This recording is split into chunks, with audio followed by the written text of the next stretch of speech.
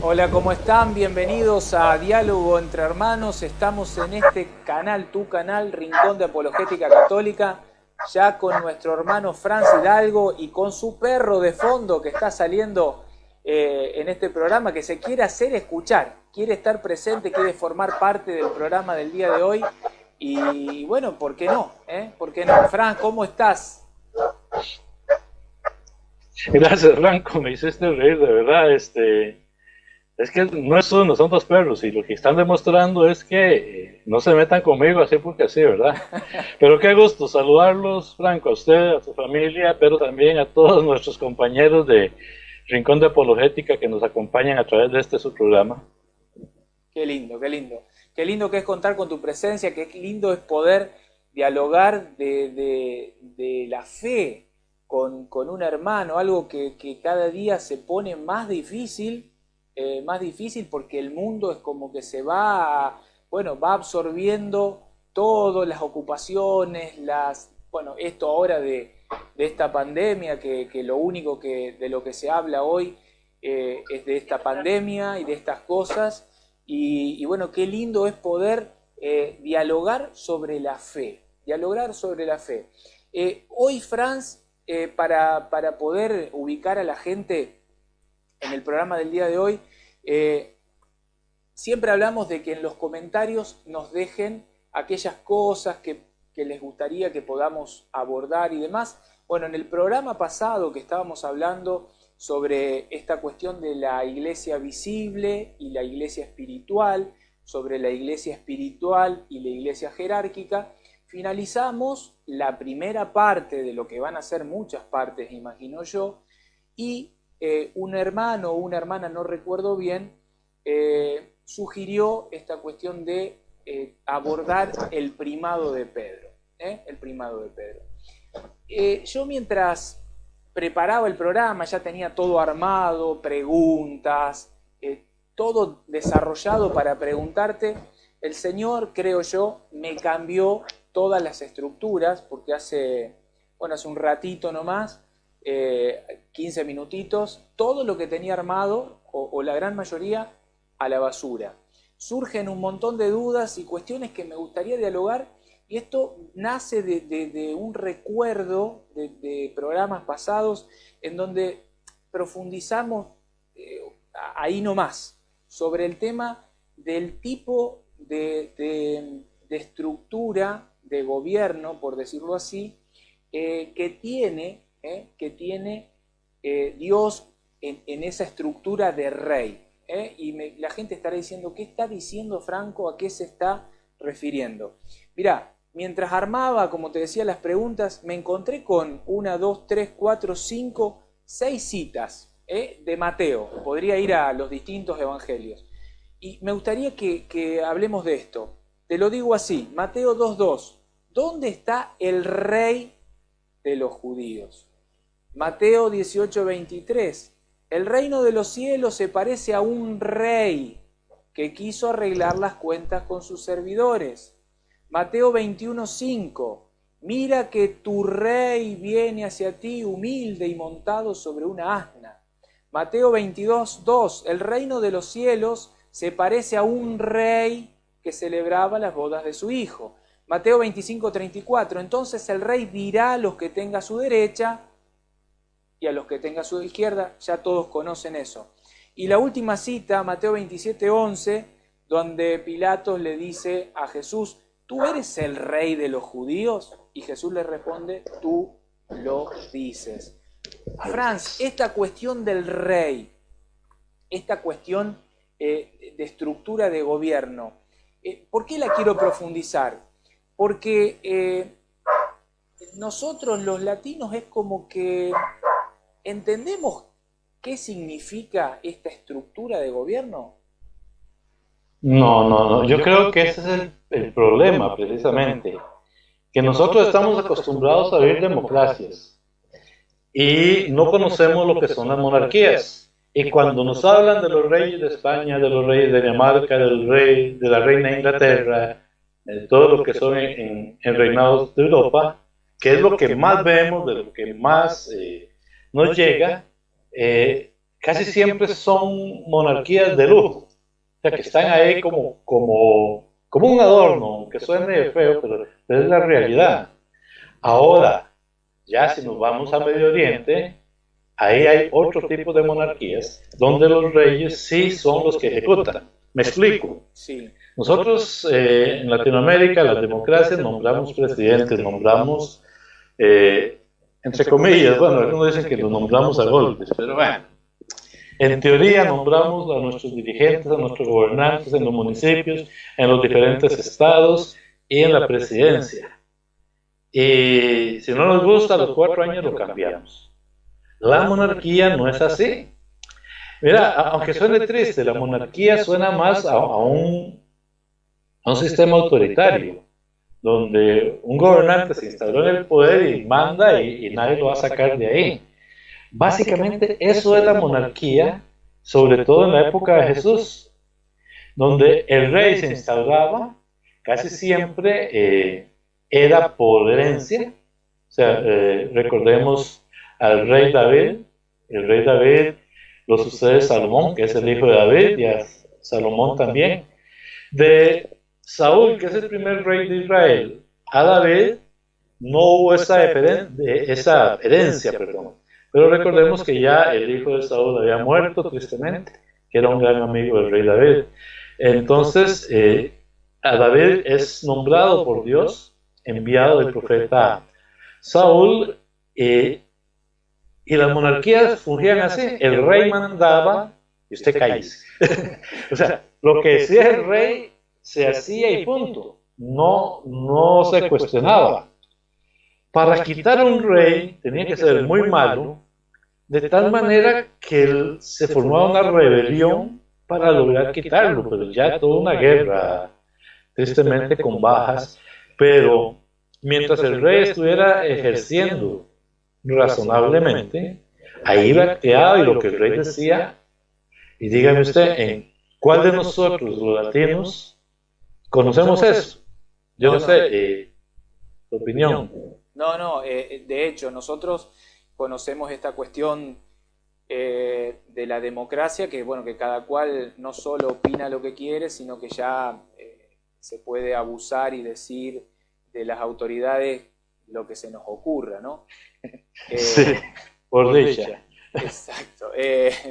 Franz, ahora, este tipo de monarquía, ¿no? Veíamos el rey de los judíos. Herodes lo dice cuando nace Jesús a estos tres magos, pastores, el rey de los judíos, el rey de los judíos. ¿Este tipo de monarquía es absoluta o parlamentaria? ¿Por qué lo pregunto? Porque hasta Jesús es una cosa, es una sombra, una figura, una anticipación, pero después Jesús es como que va a instalar, va a instaurar, va a formar una estructura, vamos a decirlo así, de gobierno en torno a esa monarquía, ¿no? ¿Cómo es? ¿Parlamentaria o es absoluta? O sea, ¿solo es lo que dice Jesús o es parlamentaria? Cuando dice parlamentaria, perdóneme, ¿a qué se refiere? Se refiere a que, a que hay, personas dentro de esa monarquía. Yo lo estoy llevando, por ejemplo, a países como, por ejemplo, Inglaterra, que tienen el rey, pero hay un parlamento que discute, que establece, es como que desarrolla sobre ciertas ideas. Bueno, cada cual da su pensamiento y después la cabeza es la que decide. Yo lo estoy tratando de llevar, Franz, hacia la estructura jerárquica que tiene hoy la Iglesia, ¿no? Del obispo de Roma y los demás obispos en comunión con él. Ok, pero es que yo te lo preguntaba por un pequeño detalle. Hay una estructura jerárquica que es ordenada, o sea, que no es desordenada, no es un caos. No es que Jesús dice, ustedes son mi pueblo y haga lo que les dé la gana. No. Jesús, Jesús deja una institución visible. Y esa es la institución a la que debemos, ¿cómo se llama? A la que debemos seguir y obedecer. Te lo pongo de ejemplo. Faraón era el rey. Era simplemente no se le llama rey, sino se le llamaba faraón. Exacto. Él es el que mandaba Egipto. Cuando José es nombrado segundo en Egipto, es nombrado mayordomo de Egipto, o sea, todo lo que José decía se cumplía. Era como si el mismo faraón lo estuviera diciendo. El único que tenía autoridad sobre José era faraón, punto. Pero debajo de José había toda la estructura del imperio egipcio en ese entonces, en el cual se iban desarrollando los agricultores, los políticos, todos los diferentes campos de la sociedad bajo la orden de José. Ahora, ¿por qué digo que con el cristianismo es lo mismo? Hay que empezar. Jesús es el rey. Es el rey, eso nadie tenemos dudas. Además, la misma iglesia establece el último domingo del tiempo ordinario para Jesús, rey de reyes. Pero Jesús nos da varios indicios. Hay una cita, Juan 14, 15, que Jesús dice: si me amáis, guardaréis mis mandamientos. Si nosotros amamos a nuestro rey, vamos a hacer caso a lo que él está estableciendo. Sus mandamientos, ¿sí o no? Cuando hablo de mandamientos, no estamos hablando de los 10 mandamientos de la antigua ley. ¿Por qué? Porque esos, con la muerte de Jesús en la cruz, quedaron eliminados. Se van a seguir cumpliendo, pero a través de la nueva norma que Jesús deja. Pero los mandamientos de Jesús van más allá de 10 normas para seguir, sino que es todo aquello que Jesús mandó. Jesús, he de predicar el evangelio. Ahí son mandamientos. Algunos es para la iglesia y otros es para el pueblo. Al igual que con las estructuras de cualquier otra jerarquía. O sea, uno manda y otros a otro nivel. ¿Me explico? Sí. O sea, yo no puedo tener a los parlamentarios yendo a hacer la labor de los albañiles o de los productores. Cada quien tiene su orden. Sería muy bonito ver a un diputado sembrando maíz, pero también tenemos que entender de que esa jerarquía debe cumplirse, pero en ese orden monárquico. O sea, el rey manda y los que están bajo el rey obedecemos. Imagínense. Sí. Perdón que te interrumpas, suelo interrumpir siempre, pero esto que decís me trae a la memoria esta cita que tocabas el programa pasado de Isaías 22:20, ¿recordás? Claro. ¿Qué pasaba cuando este rey se iba? ¿A quién dejaba? O sea, dejaba a alguien a cargo porque era necesario que siempre estuviese la autoridad, por decirlo así. Es correcto, o sea, no. Imagínense que venga un rey que tira con los teléfonos. Yo pensé que estaban en silencio, pero no pasa nada. Estamos en vivo, sí, Francis. No pasa nada. Estamos en vivo, así que... Aquí me disculpen todos. La gente entiende.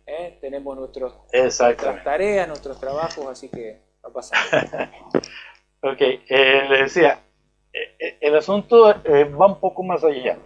En Isaías 22:20 dice, vamos a leerlo: en aquel día llamaré a mi siervo Eliaquim, hijo de Hilcías, y lo vestiré de tus vestiduras, o sea, de las vestiduras del rey, y lo ceñiré de tu talabarte y entregaré en sus manos tu potestad. O sea, le va a entregar toda la potestad, que significa toda la autoridad, todo lo que él haga.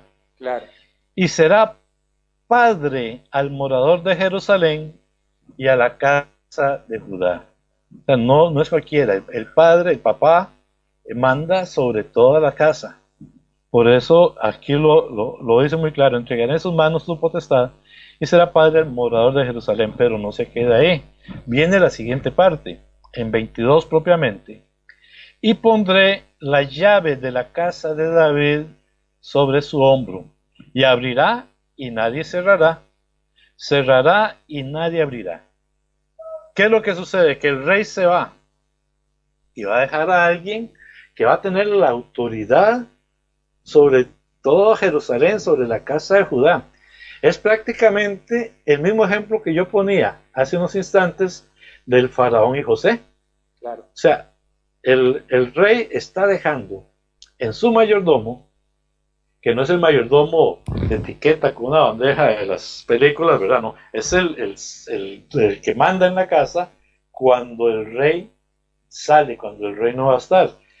Y por algo es que Jesús en Mateo 18, 16, 18, sí. 16, 18, sí, gracias. Utiliza la misma expresión que el pueblo de Israel conoce, que el pueblo de Israel la tiene como cuando decimos, cuando dicen allá en Argentina, Che Franco. El Che simplemente es explícalo si querés.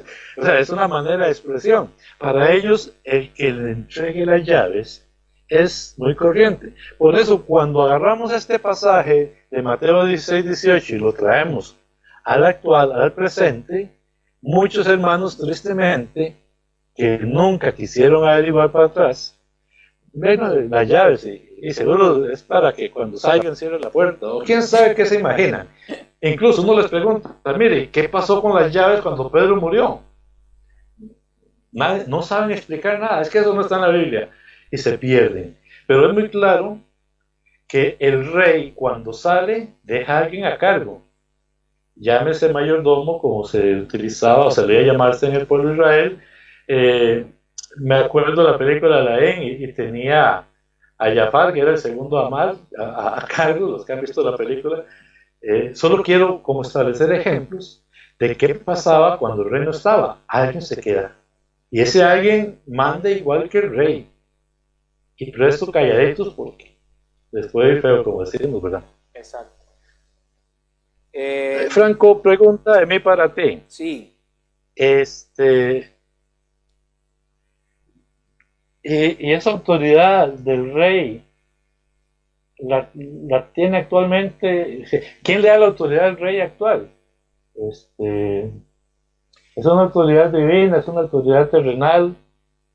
La autoridad, le dio, de hecho conocemos, sabemos, hay una cita que bueno, nuestros hermanos no quieren ver, y si la ven de una manera torcida, que es esa que la vamos a compartir. A ver, ¿la tenemos en pantalla? Sí, la tenemos en pantalla. La de Juan 21:15, Franz, donde Jesús, el mismo Jesús,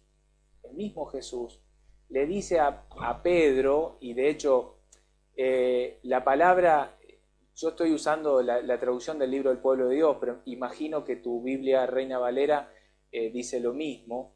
Dice: después de comer, Jesús dijo a Simón Pedro. O sea, acá no hay duda, nombra el nombre primero de Simón, que era Simón, y Pedro, que es el nombre que le pone Jesús a Pedro, ¿no?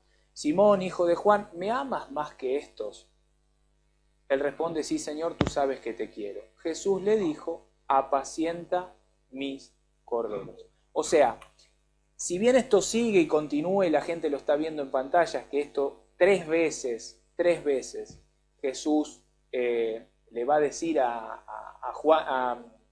va a decir a Pedro: apacienta mis ovejas, le está diciendo, en realidad le está diciendo que el rebaño, las ovejas, las personas que forman parte de ese rebaño deben de ser apacentadas por Pedro. Aquí viene esta primacía, este ministerio, esta autoridad, esta necesidad de ser un pastor visible, el padre que hablabas vos de Isaías 22, donde decía, y será un padre para la casa de Judá. Bueno, será un padre, una persona que deberá de apacentar, y el apacentar en el rebaño esa es otra cosa, Frank, que nos tendríamos que meter muy de lleno en la figura, porque hoy miraba, justamente esta mañana, miraba en unos videitos de Facebook, que en una ciudad, alguien pondrá en los comentarios, porque lo debe haber visto, en el medio de una ciudad aparece un pastor con, no sé, cientos y miles de ovejas, de corderos, caminando por el medio de la ciudad, o sea, en el medio de las calles de la ciudad, este pastor que venía solito y todas las ovejas de atrás, ¿no? Este pastor que es mucho más que un padre, o sea, que es mucho más que una cuestión de una figura visible, que es esa persona que debe de apacentar, y el apacentar en toda su dimensión. Por eso que, bueno, lo que me preguntabas concretamente, Jesús le indica a Pedro esto, ¿no? Le da esta tarea, un ministerio distinto al ministerio de los demás, porque lo vimos recién. Lo que ates quedará atado, lo que desates quedará desatado. Las llaves, estas llaves, esta cuestión de la autoridad. Yo me voy, pero bueno, hay alguien visible, y ahora esta figura que, aparte de esta autoridad, tiene que ser pastor, tiene que apacentar, con todo lo que eso implica dentro de la figura del rebaño y su pastor, que mucho dista de conocimiento de nosotros los latinos de esa figura. Al menos yo la desconozco totalmente, ¿no? Pero en este video... Sí, sí, perdón. No, que me contaba un sacerdote de que uno de los métodos que usan es silbar. Ellos le silban, entonces las ovejas se vienen. Pero si llego yo a imitar el silbido de ese otro, las ovejas reconocen el silbido y no se van con...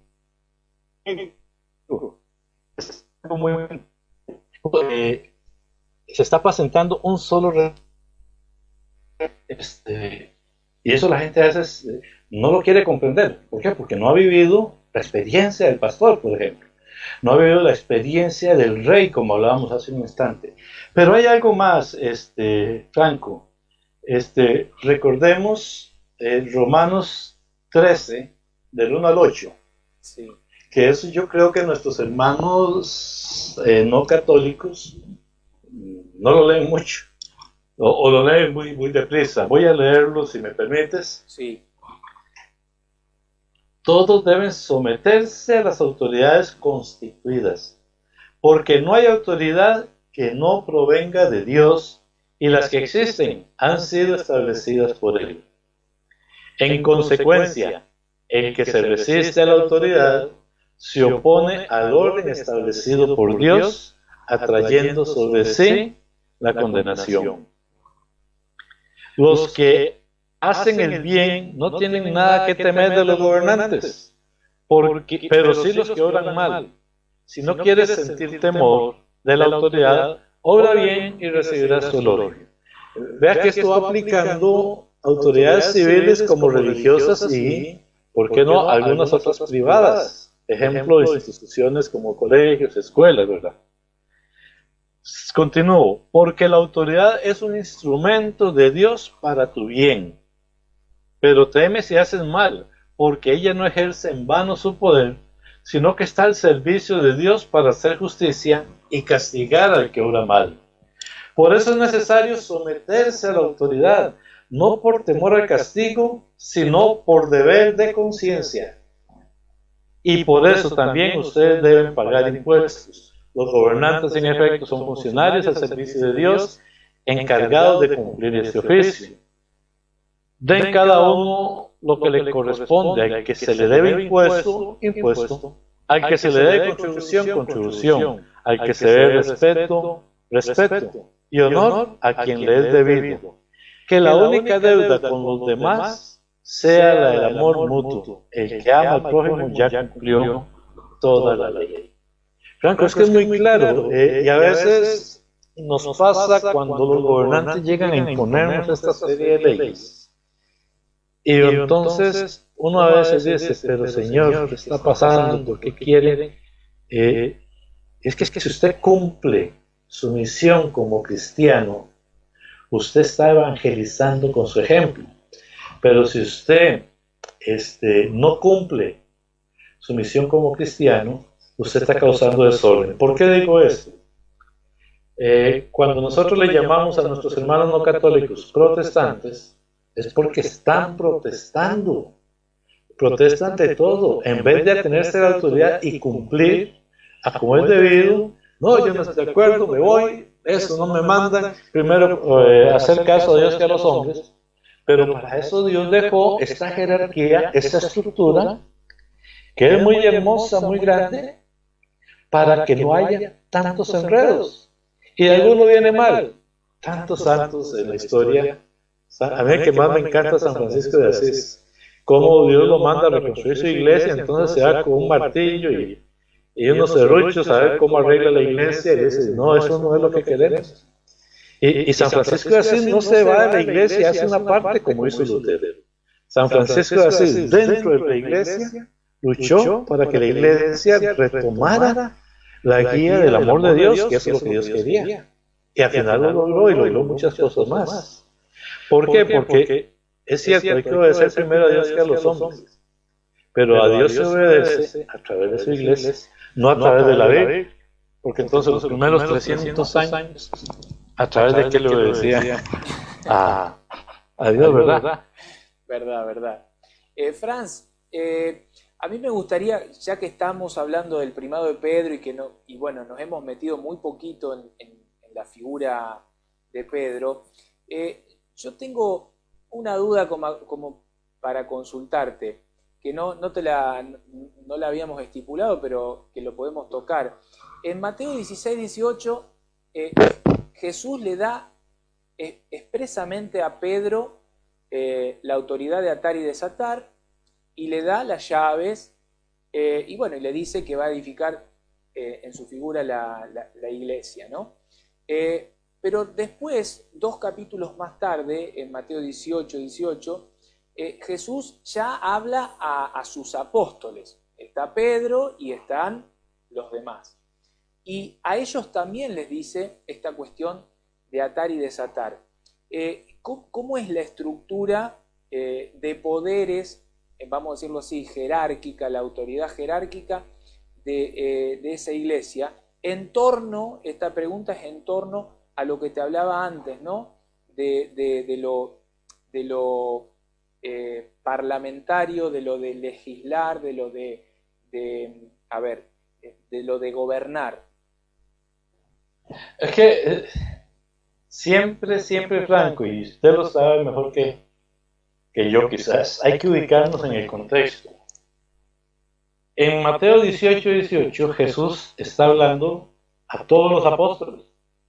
Y ahí le está dando toda esa autoridad como apóstoles, o sea, como los obispos propiamente. Antes de eso se le ha dado a Pedro, pero con Pedro hoy hay una gran diferencia. A Pedro le está dando las llaves del reino. Y muy directamente, por eso es lo que requiere, y te daré las llaves del reino. Si retomamos a Isaías 22:20, esto está significando que le está dando toda la potestad, toda la autoridad a Pedro.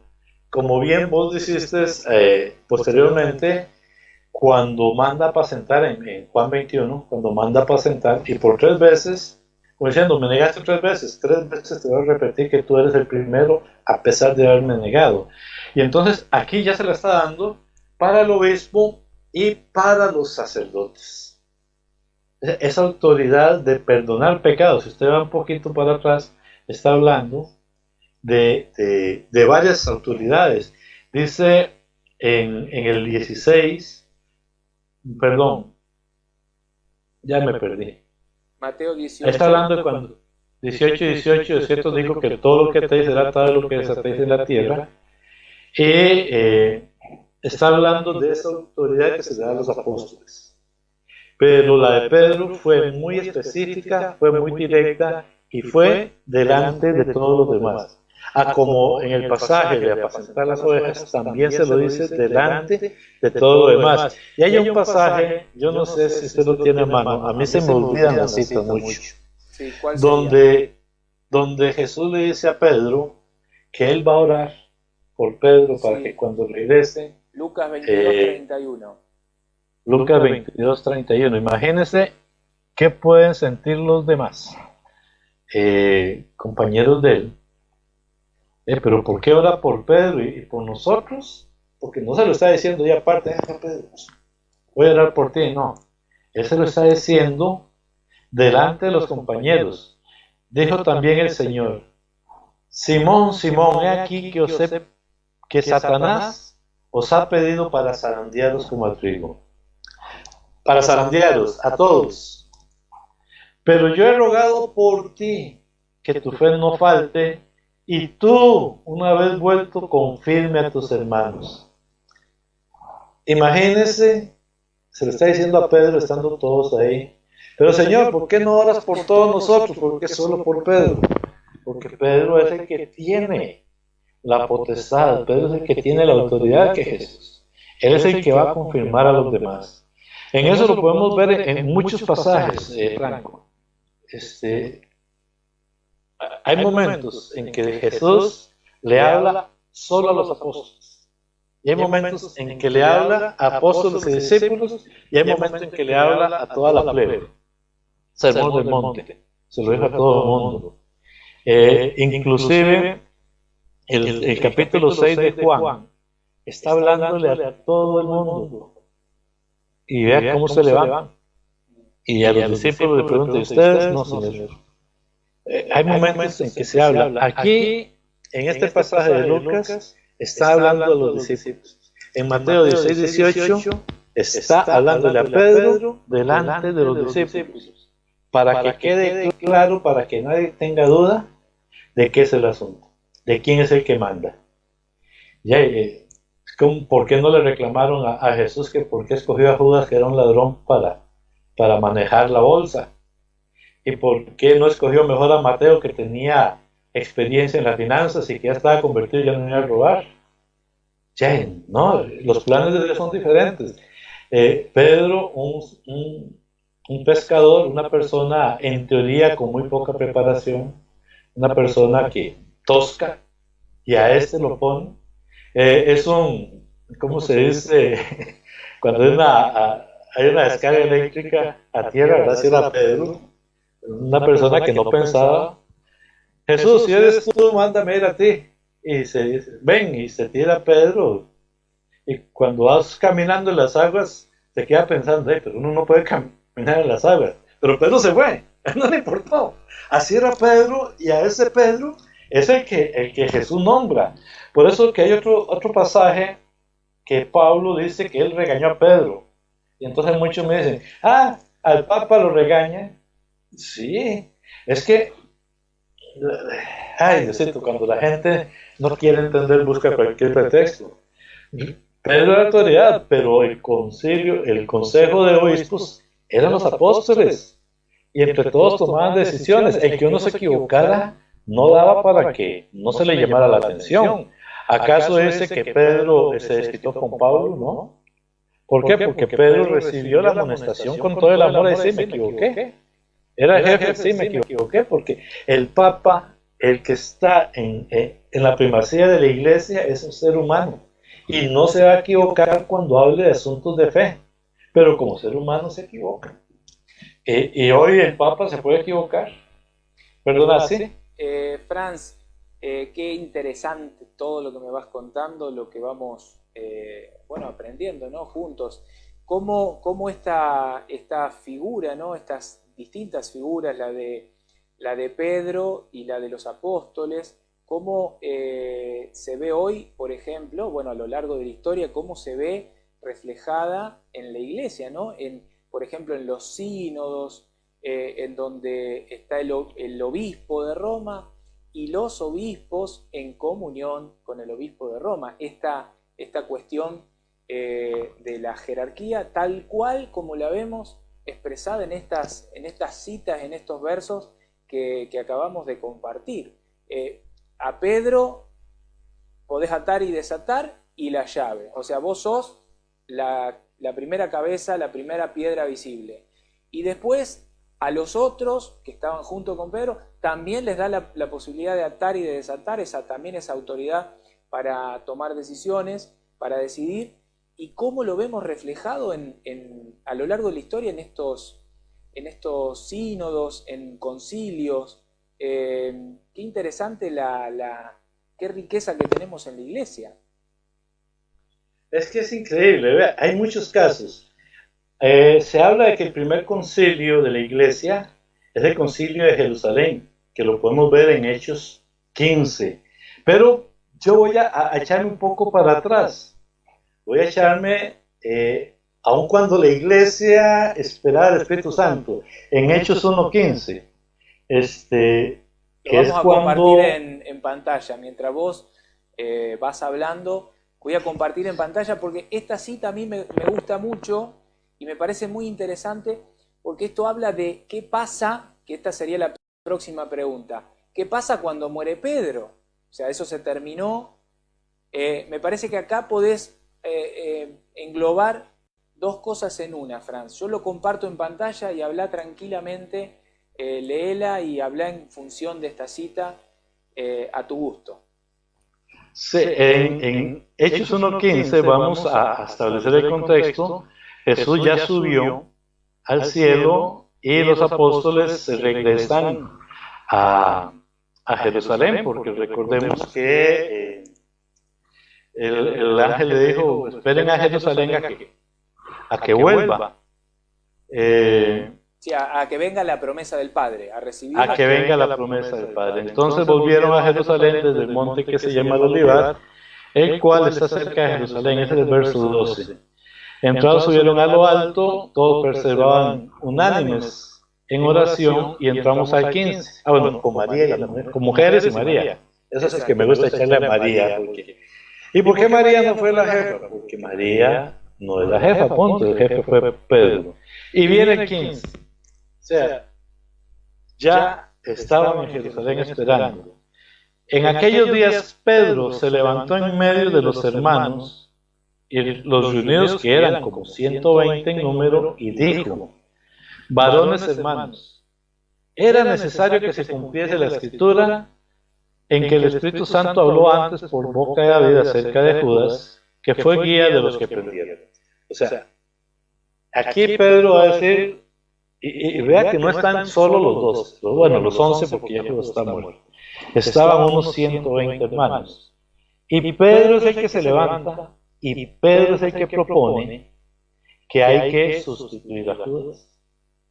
Y es donde entonces viene, por eso digo que tal vez, como todavía no había llegado el Espíritu Santo como tal, por eso tal vez no se le llama, pero es un mini concilio, donde ellos están, porque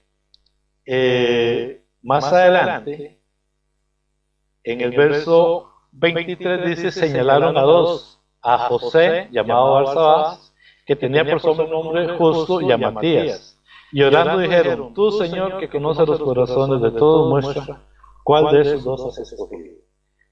¿Qué es lo que hace la iglesia hoy? ¿Qué es lo que pasó cuando Pedro murió? Y todo.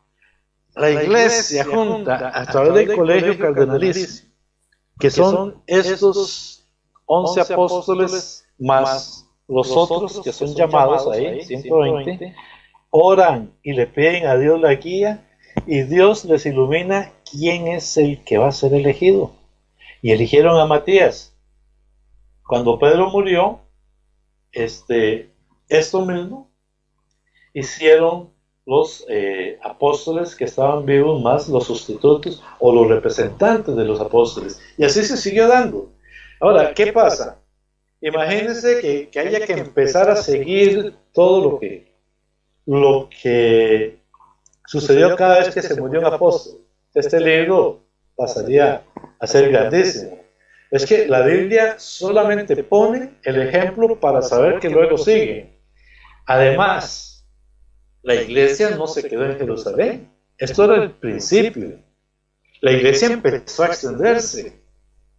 Hay un pasaje, creo que es en el capítulo 3 de Hechos, donde le llegan a dar quejas a Pedro de que no están atendiendo bien a las viudas.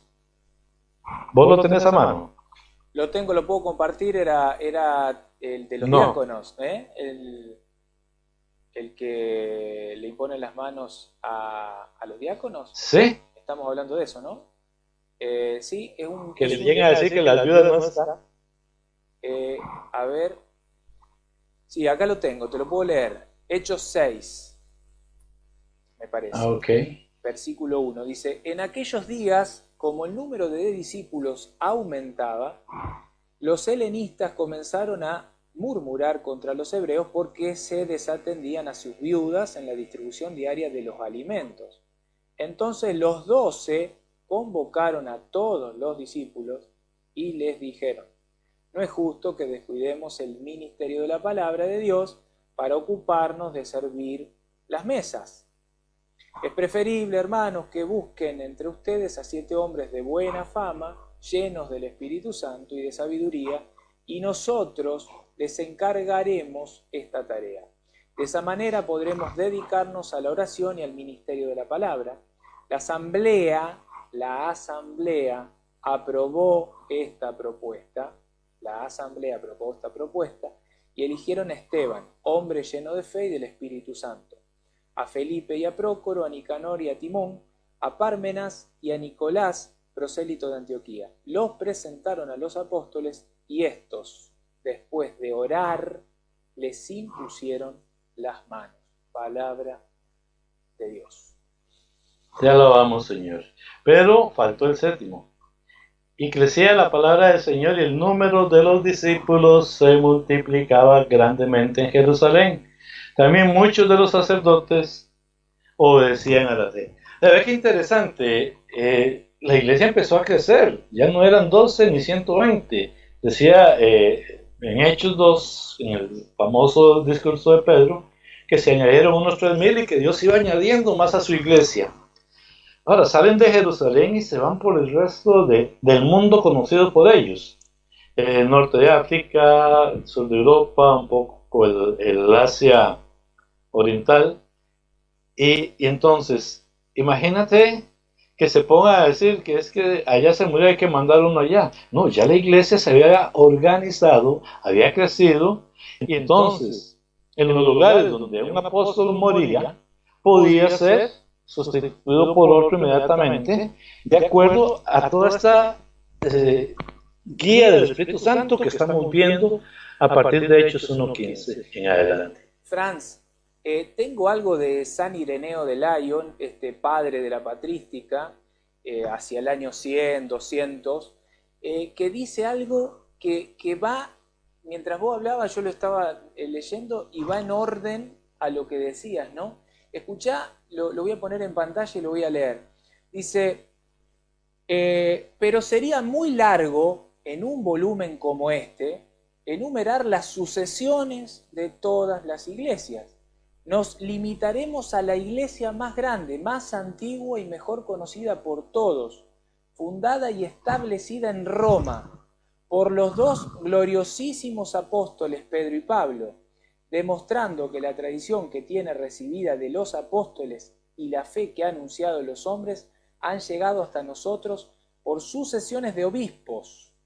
Ello servirá para confundir a todos los que de una forma u otra, ya sea por satisfacción o por vanagloria, ya sea por ceguedad o por equivocación, celebran reuniones no autorizadas. Esto ya en el año 160 se daba, ¿no? La protesta, la rebeldía, la desobediencia, los que no querían acatar la jerarquía.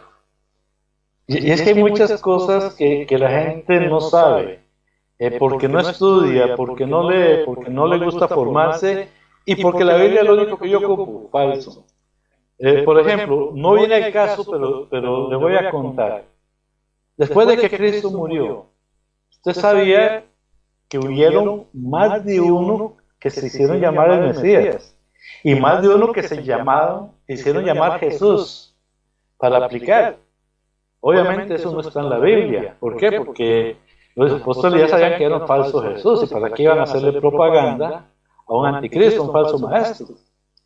Igual, hay una parte, o sea, decía yo, decía yo que, o sea, la Biblia no es un libro de requisitos, no es un libro de formularios para que usted llene y ya con eso queda.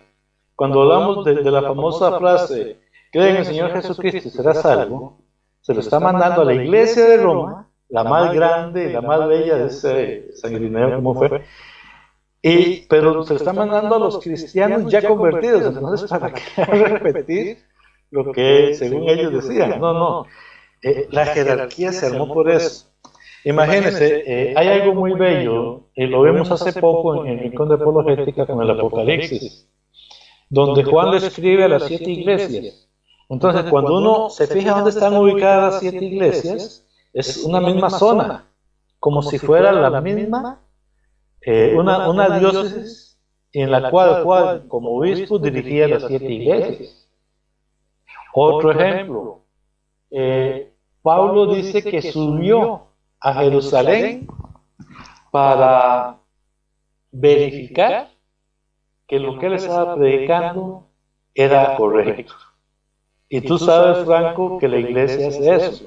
Cada cierto tiempo los obispos tienen que ir a Roma a entrevistarse con el Papa. Y para que el Papa le jale las mechas, como decimos nosotros, para que se corrija lo que sea, para que informes al Papa de lo que están haciendo o no, y el Papa también darles el visto bueno a su misión. Eso tampoco lo ven. O sea, yo le pregunto a un pastor, ¿y usted a dónde va que confirme lo que está haciendo? El mismo Papa, entre los sínodos y entre las reuniones de colegio de cardenales, puede serle llamada la atención, se le puede hablar. O sea, no es que el Papa es un, ¿cómo se llama? Un tirano de la iglesia, no. El Papa es un servidor más de la iglesia, es el primer servidor. Y él no hace lo que le dé la gana, él es guiado por el Espíritu Santo. Y esa es la principal cabeza de esta iglesia visible que Cristo dejó, que Cristo edificó. Es la roca sobre la cual se edifica. Hoy escuchaba una predica que decía, ¿quién es el constructor? Cristo es el constructor. Y entonces, ¿quién es la roca? Cristo. ¿Cómo va a ser roca y constructor a la vez? No, la base es Pedro. Sobre esa base Cristo va construyendo. Y Él está arriba sosteniendo la iglesia para que no caiga. Porque dijo muy claro, las fuerzas del infierno no las podrán vencer. O sea, la iglesia tiene que ser la misma. Es la única que lleva la jerarquía. ¿Que han habido personas que se han equivocado? Sí, eso nadie lo niega. ¿Que han habido sacerdotes, curas y hasta papas malos? Sí, eso nadie lo niega. Pero ha estado Cristo y su Santo Espíritu dirigiendo. La doctrina es la misma. Y yo retaría a cualquiera que me quiera decir que la doctrina no es la misma, que me lo demuestre. No tienen cómo demostrarlo. No, imposible, Franz. Es más, todo esto que vamos compartiendo programa tras programa, también en donde vamos metiéndonos un poco en la historia, no nos quedamos solamente con las Sagradas Escrituras, ¿no? Y nos metemos también en la historia ya de la iglesia posterior a las Sagradas Escrituras, porque sabemos que hay una iglesia que continuó, que hizo camino, y que de hecho, vos recién decías algo con respecto a la escritura, a los escritos, a las documentaciones. La iglesia siguió documentando. La iglesia tiene en los archivos, me encanta. Se me fue el audio. No sé si me escuchas ahora. ¿Me escuchas ahora? Ahorita sí. Bien. Te decía sí, ya ahora sí. Que la iglesia, no sé, a ver, las Sagradas Escrituras están ahí, es la Biblia, es tal cual. es la primera parte, en el caso del Nuevo Testamento, es la primera parte de la estructura de esta iglesia y de este plan de salvación y de lo que van a ir haciendo. Posterior a eso, todo lo que la iglesia fue haciendo en estos 2000 años también está documentado. Por eso podemos hoy acceder a lo que decía San Clemente Romano en las epístolas diferentes que mandó, o lo que decía San Ignacio de Antioquía, o San Ireneo de Lyon, o San Cipriano de Cartago, y los distintos obispos, papas, padres, sacerdotes, que iban mandando cartas, los distintos sínodos, los distintos concilios. La iglesia también documentó eso, y esas escrituras que forman parte también de la tradición de la iglesia están, y eso es lo que nos ayuda a nosotros a dar sustento, a confirmar lo que decías vos. La doctrina ¿es la misma hoy que hace 2000 años? Sí. ¿Por qué? Porque lo podemos demostrar con la Biblia y lo podemos demostrar con la historia, con todas estas cartas, epístolas, documentos que avalan, que dan sustento a lo que la iglesia enseñaba y hoy sigue enseñando, Franz. Sí, y es que si se fija es prácticamente al igual que este primer concilio de Jerusalén. Hagan la carta y envíenlas a las comunidades. ¿Qué se ha hecho con los concilios desde Nicea hasta la hora? Todo lo que se ha establecido se ha anunciado a la iglesia. En el primer concilio a mí me llama la atención, y yo creo que ya lo hemos hablado, pero sí, vale la pena. El concilio de Jerusalén elimina la circuncisión, que era una ley perpetua para siempre. Y dice, no, ya no hace falta circuncidarse. No, es que ahora tenemos la nueva circuncisión, que es el bautismo. Pero algo tan duro para un pueblo de Israel, que era parte de su vivencia, la circuncisión. Y ahora a esto se les ocurre decir que ya no hace falta. O sea, si esta primera iglesia, enfocada en los apóstoles, tomaron esta decisión, ¿por qué esa misma iglesia, sin cambiar la doctrina, puede tomar una serie de decisiones adicionales para el beneficio? O sea, repito, yo no puedo creer que una iglesia se quede ahí, en un rinconcito, en la casa. No, la iglesia crece, tiene que desarrollarse, tiene que generar. Algo que nos ataca mucho, pero es que la iglesia era de Jerusalén, y todavía la Biblia dice que la salvación viene del pueblo judío, sí, pero Jerusalén fue destruida en el año 70 y se restauró hace, ¿qué? 72 años, en el 48, se volvió a restablecer el pueblo de Israel como nación. Imagínense si se hubiera quedado ahí los apóstoles, ¿en qué momento iban a salir?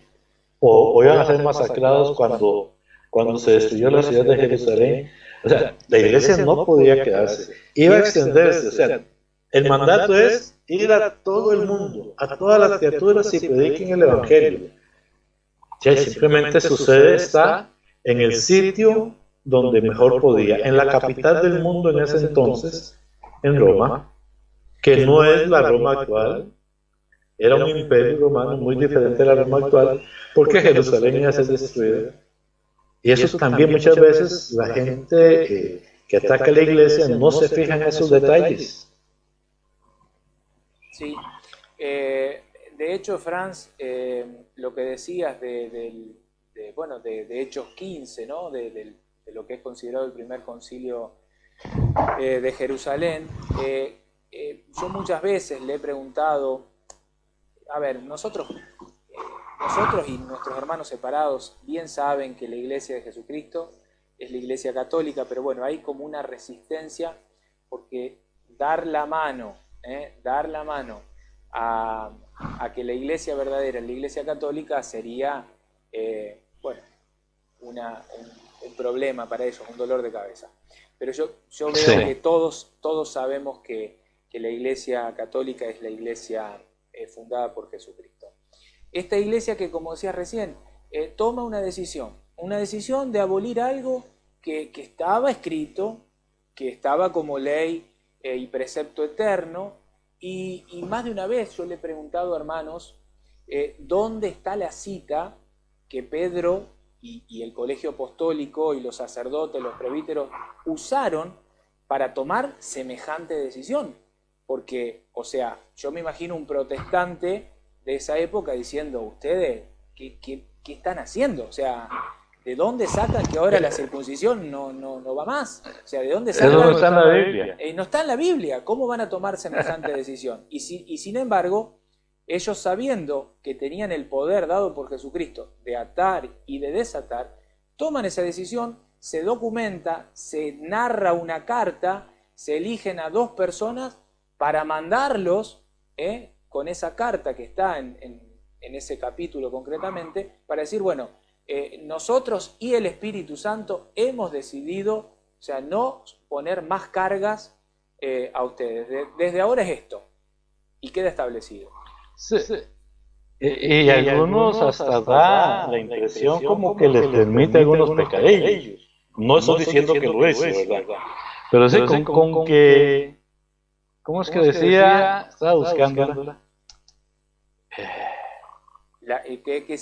Que os abstengáis de los sacrificados a ídolos de sangre, de ahogado y de fornicación, de los cuales si os guardéis, bien haréis. Mirando, con que no hagan eso, están bien. Pero no, se sabe que se le está dando la enseñanza, se está evangelizando, se está tratando con personas con muchas dificultades para aceptar un Dios de amor.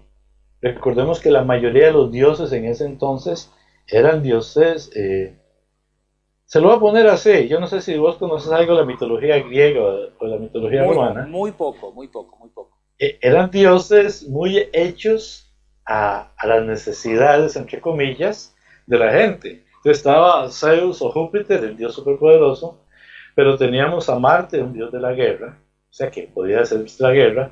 Teníamos a Afrodita, la diosa del amor, pero cuando hablo del amor, hablo de la lujuria. Teníamos a Baco, el dios del vino. Todos esos dioses, en realidad, la gente los tenía para satisfacer para matar la culpa. Para matar la culpa, muy bien dicho. Y de un pronto a otro le ponen a un Dios que dice, viva el amor, pero no el hedonismo. O sea, era muy difícil, entonces había que predicarles según las culturas de esos pueblos. Muchos dicen que el Dios cristiano es otro Dios que inventaron los hombres. ¿Y por qué inventaron un Dios tan? Y que no nos permite disfrutar la vida loca. No, no es eso, es que Dios, el Dios verdadero Dios, el Dios del cristiano, cuida de su ser. Sabe que la persona hay que vivir el amor, pero que el placer tiene su límite, que no es a lo que me da la gana, que no es como yo quiero. Imagínate, vaya usted, Franco, y se mete en el centro LGTBI actual a decirles que dejen el pecado. Usted no puede llegar a decirles así. Te sacan a patadas porque eso no es pecado. Es que ustedes nos quieren amordazar, ustedes nos quieren agarrar del pescuezo, ustedes no quieren que hagamos. Uno tiene que llegar a hablarles del amor de Dios y explicarles qué es el amor de Dios para que ellos lo entiendan. Así estaban las primeras comunidades cristianas. Por eso, cuando se habla de evangelizar de las iglesias, se tenía que ir con mucha paciencia, con mucha calma, y a luchar por mucho. Habían 2 sectores, los paganos y los judíos. A los judíos empezar a explicarle que todo lo que creyeron venía a ser diferente, que el Mesías no venía con látigo y espada, sino que venía con la palabra del amor. La iglesia tenía que organizarse en todos estos aspectos, capacitarse, formarse. Jesús lo decía, que tenemos que ser astutos. Entonces, no sé si enredé un poco la cosa, pero... No, me encanta. Para cerrar, me gustaría compartirte, no lo tengo como placa, pero lo voy a leer, con respecto a la autoridad, a Roma, a Pedro, como para hablar un poco y cerrar un poco esto de la primacía de Pedro, de la cual, bueno, hemos hablado en parte de una manera un poco distinta, dialogando. no tan metidos en la cita concretamente, si bien hemos tocado muchísimas citas, pero me gustaría compartirte de Tertuliano. Vos sabés que Tertuliano es un padre de la patrística que nació más o menos en el año 160 y se sabe que falleció hacia el año 220. Entre muchas cosas que escribió, yo encontré dos cosas concretamente que las tomé para usarlas aquí, ¿no? Dice, pero si te encuentras cerca de Italia, tienes Roma, de donde también para nosotros, está pronta la autoridad de los apóstoles. Qué feliz es esta iglesia a la que los apóstoles dieron con su sangre toda la doctrina, donde Pedro es igualado a la pasión del Señor, donde Pablo es coronado con la muerte de Juan Bautista, donde el apóstol Juan, después que echado en aceite ruciente, no sufrió ningún daño, es relegado a una isla. Mucho más adelante dice algo que con respecto a la piedra, que es la discusión de muchos de nuestros hermanos, dice, ¿quién pues de mente sana puede creer que ignoraron algo aquellos que el Señor dio como maestros, manteniéndolos inseparables en su comitiva, en su discipulado, en su convivencia? Más adelante dice, se le ocultó algo a Pedro que fue llamado piedra de la iglesia que iba a ser edificada, que obtuvo las llaves del reino de los cielos y la potestad de desatar y atar en los cielos y en la tierra. Fíjate vos que ya Tertuliano hacia el año 160 no tenía ninguna duda de que la piedra era Pedro. ¿Qué es la piedra de Pedro? Ninguna duda. Hasta se me erizó de los recuerdos. Sí, a mí también, cuando lo leía, también. Es que en verdad, tú sabes, por ejemplo, que en la Biblia, en todos los pasajes, menos en este donde Pablo sube 14 años después, pero en todos los pasajes en que se nombra a los apóstoles, se nombra a Pedro el primero. Solo en este no, pero la sección a la regla no es nada raro. Pedro siempre ha sido el primero. Es más, cuando habla de los discípulos, Pedro el primero. Pedro, el que se levanta y dice hay que elegir a Matías. Pedro en el concilio de Jerusalén. O sea, son demasiadas evidencias como para querer negarlo. Y como decíamos al principio, bueno, y murió Pedro, ¿qué se hicieron las llaves? Era simbólica, pero ¿qué se hicieron? ¿Dónde quedaron? ¿Fue simplemente un arrebato de Jesús? Pues no. Es la autoridad que yo creo que ha quedado explicada. Y si no, pues ahí vamos explicando en los comentarios a los hermanos que ojalá se documenten bien. Tristemente, todas las demás iglesias no tienen un magisterio como lo tiene la iglesia. 2000 años de enseñanza. La más cercana de Lutero y Calvino, 1517, algunas mantienen sus enseñanzas, pero la mayoría no la mantienen. Entonces, en la patrística, en la Biblia, en la historia, está demostrado que Pedro es el que tuvo la primacía. Y repitamos, repitamos. Pedro no le hereda a nadie, Pedro no señala a nadie, porque eso es un detalle curioso. Hace un tiempo estaba por morir un pastor, amigo mío, y este pastor llegó y dijo, tal persona es el que queda en lugar mío. Y los demás calladitos, porque había gente que pretendía quedarse en su puesto. Al final hicieron una mala pasada y bueno, se salió y tuvo que ir a seguir su iglesia en otro lado. El católico no. O sea, el papa que está muere y el colegio de cardenales, el colegio de obispos, el colegio de los apóstoles es el que a través de la oración va a discernir quién es el que le sigue. No es heredado, no es señalado por el anterior, no, es el colegio de los apóstoles quien va a decidir quién es el nuevo papa. Qué lindo programa el del día de hoy, Franz. Qué alegría, bueno, haber podido compartir todo esto. cuánto nos edificamos en cada diálogo, cuánto aprendemos, profundizando en la palabra, en la historia, en la patrística, cuánta riqueza que tiene esta iglesia, y cuánta verdad que hay. Si bien hay muchas cosas que, como decías, se deben de haber hecho mal, porque somos humanos y somos limitados y somos primero pecadores, yo primero, pero cuánta verdad hay en estos 2000 años, cómo todo se respeta, cómo todo se puede comprobar, cómo no hay nada de esto oculto, es decir, quiero saber qué pasó en el año 200 y está en la historia, hay actores, hay protagonistas, hay gente que existió, que respiró, que vivió, que dio la vida por el Evangelio. Y cómo de esto, lamentablemente y lastimosamente, no pasa lo mismo en aquellos que dicen ser los dueños de la verdad y que dicen también ser los dueños o ser parte de la iglesia verdadera, ¿no?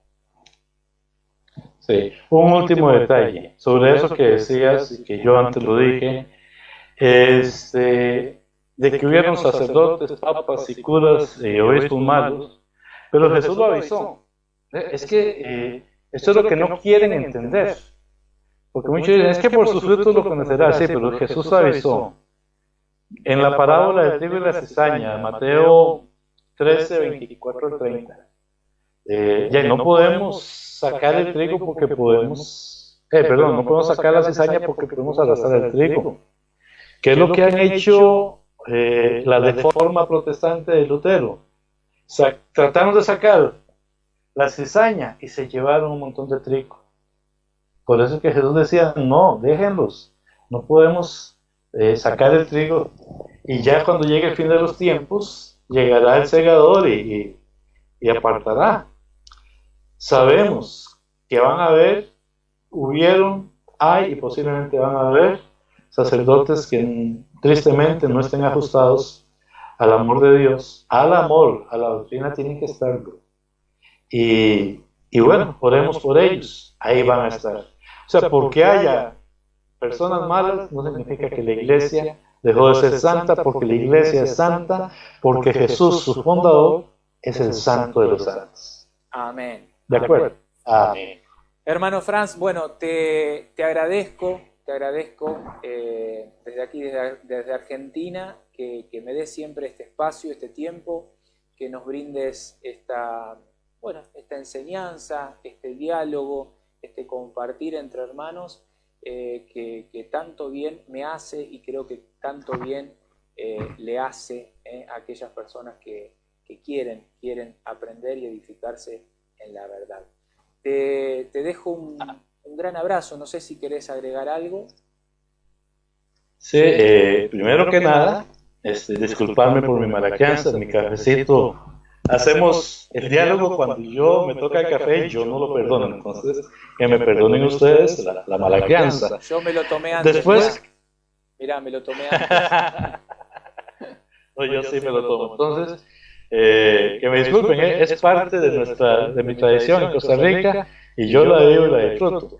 Pero sobre lo que dices de la charla entre hermanos, yo soy el más beneficiado, porque me obligo a retomar los temas que quizás una vez vi y que después se me olvidó, y entonces los retomo, los estudio, porque la palabra de Dios es una palabra viva, y en cada momento me encuentro algo más. Hoy estaba leyendo unos artículos sobre el bautismo, me fascinaron, yo te pasé un poco, cuando tengas tiempo lo vas a ver. Y entonces cuando vos me dices, Fran, hablemos de tal cosa, yo soy el que más me apuro, el que más me lleno, y yo te agradezco en verdad, porque es formación para mí. Algunas cosas las sabía, otras tengo que retomarlas, pero muchísimas gracias a todos los que nos ven. Disculpen si en algún momento no hemos sido claros, nos enredamos. En realidad es un diálogo, o sea, que cuando uno habla está expuesto a, como decimos en Costa Rica, meter las patas, pero lo hacemos con todo el amor. Gracias Franco, gracias a todos los hermanos, Dios me los bendiga. Gracias Franz. Bueno, invitamos a todos nuestros hermanos que están unidos en este programa, en este diálogo, a que dejen sus comentarios, a que nos digan cuáles son sus dudas, sus inquietudes, qué temas les gustaría que abordáramos en próximos programas, y los invitamos a que compartan este video, que esto llegue a todas aquellas personas que necesitan conocer la verdad, que están lejos a lo mejor de Dios, de su iglesia, y que lo compartan, que nos ayuden a evangelizar. Les dejo un gran saludo, Franz, que tengas una bendecida tarde, una bendecida noche. Nos vemos en un próximo programa de este diálogo entre hermanos en este canal, tu canal, Rincón de Apologética Católica. Chau.